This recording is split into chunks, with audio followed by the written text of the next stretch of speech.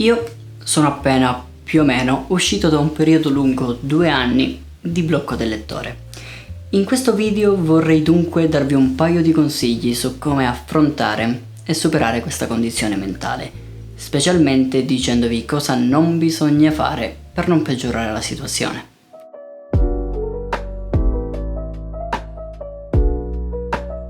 Il blocco del lettore, così come ogni altra forma di blocco, è una brutta bestia.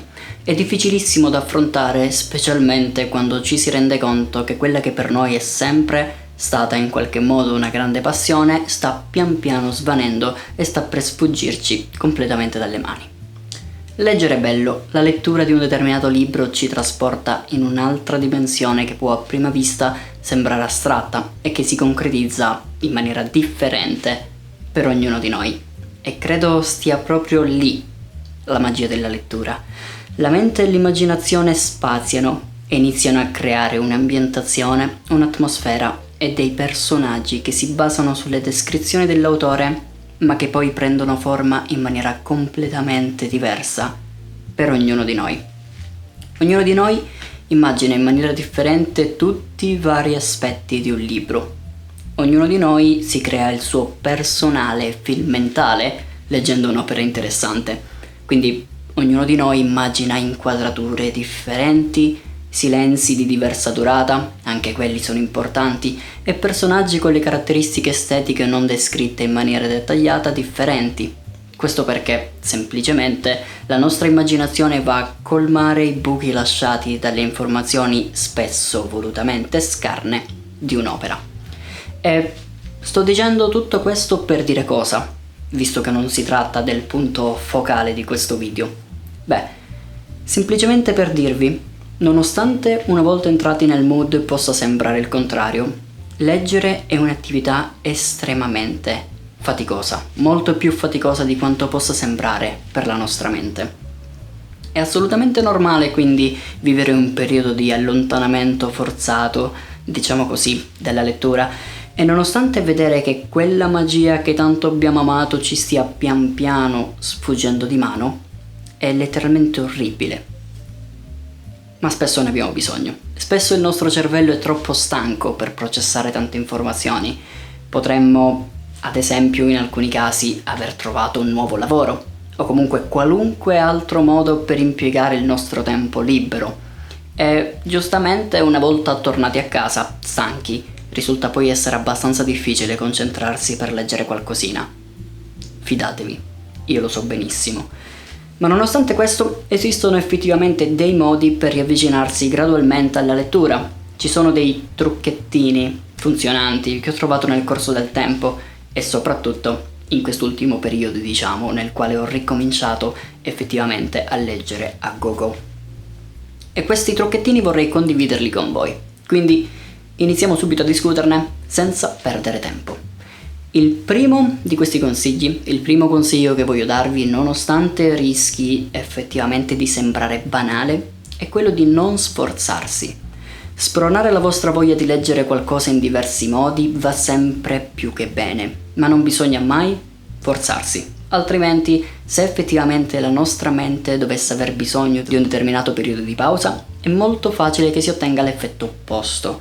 Piuttosto, se si vuole ricominciare gradualmente a leggere qualcosina, e qui parte il secondo consiglio, un modo per non rendere la situazione estremamente pesante potrebbe essere quello di riuscire a ritagliarsi un periodo di tempo specifico e ben definito nel corso delle giornate. Fate in modo che la lettura divenga una routine, un appuntamento. Leggete anche soltanto un'ora o mezz'ora in una fascia oraria per voi libera e soprattutto non saltate mai l'appuntamento che vi siete dati.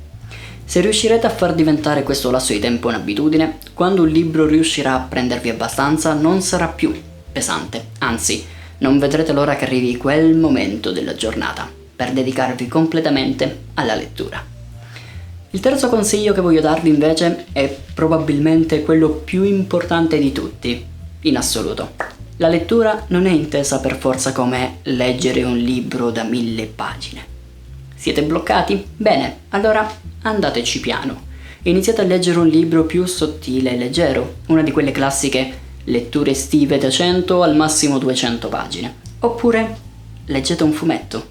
I fumetti sono senz'altro un tipo di lettura più leggera, ma riescono sia a far sposare spesso in maniera magnifica l'arte della scrittura con quella del disegno, sia, in alcuni casi, a toccare tematiche di tutto rispetto che non potrebbero essere espresse al meglio senza le illustrazioni, come nel caso dei seinen giapponesi. Inoltre, per leggere un fumetto ci metterete solitamente, salvo rarissimi casi, molto meno tempo. Quindi sì, i fumetti possono essere un'ottima alternativa da non sottovalutare mai. Il quarto invece e penultimo consiglio tra quelli che mi sento di darvi è quello di eliminare la distrazione numero 1 di ogni lettore nel 2021. Lo smartphone. Diciamocela tutta, distrarsi è molto semplice e con lo smartphone diventa letteralmente naturale che questo accada. Però il telefono può essere comunque utile, magari per ricevere chiamate importanti o quant'altro. Quindi ciò che voglio consigliarvi non è di spegnere il telefono e di metterlo da parte. Per motivi legati al lavoro e alla famiglia è sempre meglio non farlo, proprio per evitare di perdere delle chiamate importanti. Come ho detto prima, ciò che vi consiglio è di scaricare una di quelle app che aiutano a mantenere la concentrazione, come ad esempio Forest, che è quella che utilizzo io personalmente e che sto utilizzando anche in questo periodo. In questo modo avrete risolto il classico problema della distrazione da social o della distrazione da chat, almeno per il tempo che avrete deciso di poter dedicare alla lettura, quindi per quello che sarete riusciti a ritagliarvi.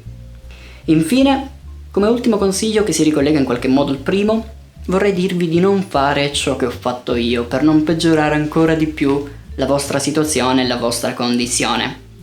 Se siete già nel bel mezzo di un blocco del lettore, non ponetevi delle sfide. Molti siti dicono il contrario, ma voi non fatelo. Non dite a voi stessi, dai, oggi provo a leggere 40 pagine. Dai, in questo mese devo leggere almeno X libri o X fumetti. Non fatelo. Questo perché qualora riusciate a superare la sfida che vi siete posti, vi sembrerà, visto che dovreste conoscervi abbastanza bene, che sia normale e che possiate ancora alzare l'asticella, che possiate ancora alzare il tiro.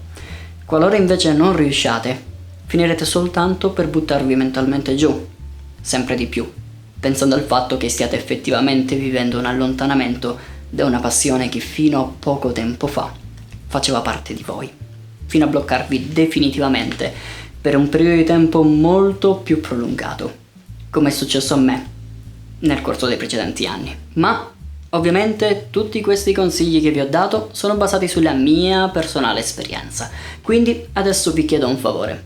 Qualora voi abbiate vissuto un blocco del lettore e siete riusciti a superarlo, scrivetemi qui sotto in un commentino come avete fatto. Questo per un semplice motivo. Immaginate un forum di commenti pieno di testimonianze multiple da parte di persone con caratteri e vissuti differenti. E immaginate quanto potrebbe essere utile e preziosa una risorsa simile ad una persona che sta vivendo un blocco e che per un motivo o per l'altro è stata mandata su questo mio video, dall'algoritmo di YouTube. Potrebbe essere veramente una cosa estremamente utile e carina, oltre al fatto che potrebbe aiutare effettivamente anche me e voi qualora un blocco dovesse tornare. Quindi ora mi affido a voi. Io spero che questo video vi sia piaciuto e che i miei consigli vi siano stati utili. Qualora vogliate seguirmi sui miei vari social che sono comparsi in questo momento, potete trovarli anche qui sotto nella descrizione del video. E noi ci vediamo in un prossimo video, sempre su questo mio canale, di martedì o di venerdì. Alla prossima, gente. Bye bye.